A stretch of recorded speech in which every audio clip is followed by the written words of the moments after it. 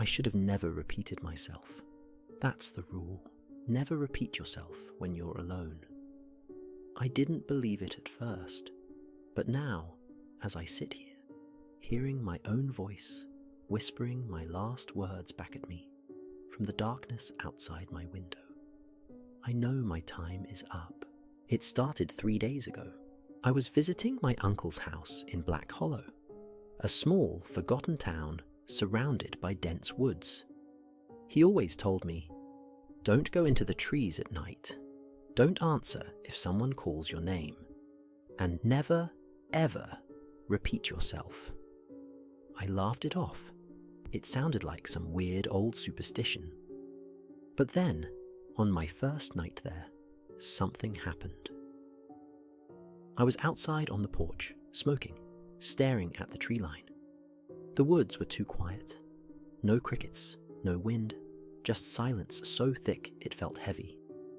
Then I heard it. Hey. A voice, faint, distant. It came from the trees. I turned my head, listening. Hey. It was my own voice. I frowned, confused. Maybe it was an echo. The town was surrounded by cliffs. Maybe sound bounced in strange ways. So I tested it. I said, "Who's there?" Silence. I sighed and muttered, "Weird." A second later, from the woods, "Weird." The exact same tone, the exact same way I said it. My skin crawled. I stepped back inside and locked the door. The next day, I told my uncle. His face went pale. "You repeated yourself?" he asked. "Yeah, why?" He grabbed my wrist so tight it hurt. "You have 3 days." I laughed, but he wasn't joking. He told me about the Echo Man. He doesn't whisper your name. He doesn't mimic voices. He repeats you, and once he does, you're marked. "Where do the people go?" I asked. He just shook his head. "Nowhere.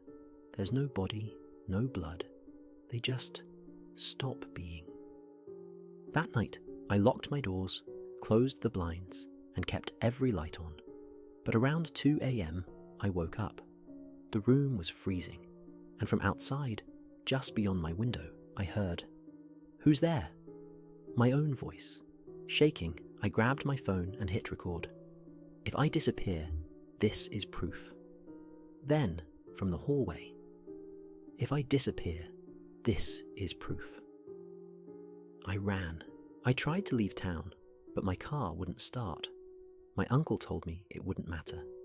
You can't run from an echo. That night, I heard my voice inside the house.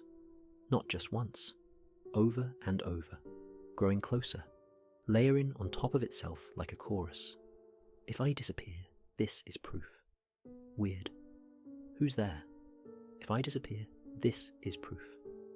I barricaded myself in my room, heart hammering. Then, my phone buzzed. A voice message. It was from me, my own voice. I pressed play. "Don't turn around." A breath hit the back of my neck. I don't remember what happened after that. I woke up here, in my locked room, with my phone on the floor, and this recording still playing. I don't know if I'm still me, but I can hear my own voice outside the door, repeating, waiting, and I know I only have seconds left.